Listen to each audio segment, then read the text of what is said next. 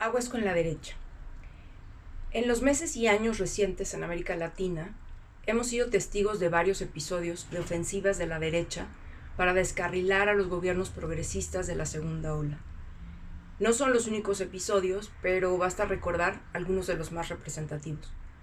En noviembre de 2019, la acusación de supuesto fraude electoral en Bolivia condujo a la salida de Evo Morales de su país para salvar su vida, hay que decirlo, en medio de una crisis política echada a andar por las Fuerzas Armadas, la oligarquía más rancia y racista y diversos sectores sociales descontentos con el régimen del dirigente Aymara.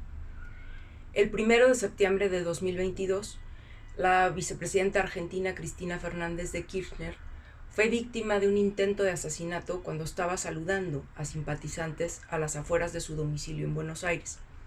El atentado falló porque el arma del agresor, un seguidor de una agrupación política de derecha, se atoró y por fortuna ninguna de las balas se detonó.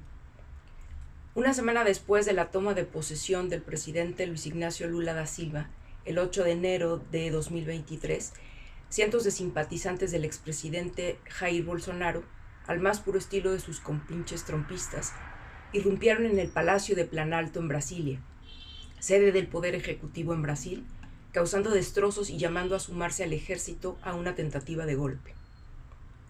Mención especial merece lo que está ocurriendo ahora mismo en Perú, lo cual ha sido ofensivamente silenciado por los grandes medios de información y ha pasado sin ser condenado, como tradicionalmente lo hacen los organismos defensores de los derechos humanos y las democracias.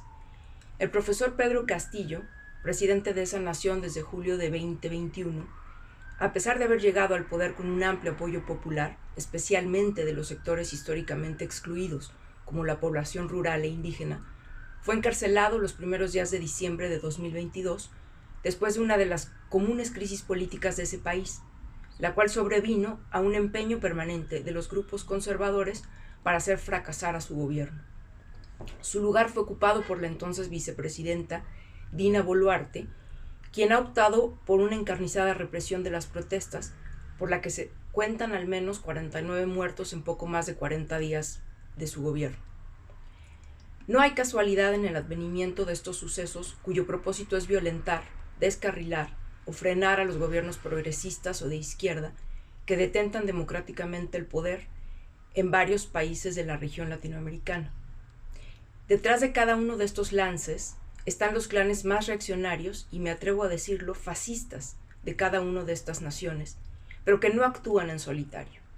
Es sabido de la comunicación y la ayuda mutua que existe entre ellas, tanto en nuestro continente como con las agrupaciones conservadoras en otros países como España. ¿De qué son capaces estos grupos? La respuesta, que no por obvia, se nos debe olvidar.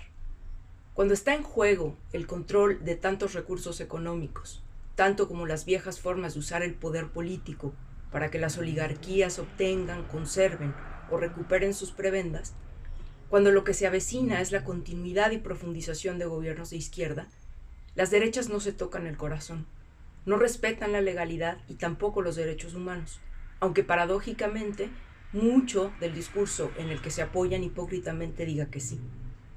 No sobra que pensemos que en México debemos estar muy atentos también. Como dice el dicho, pongamos nuestras barbas a remojar, especialmente en los preludios del proceso electoral del 2024.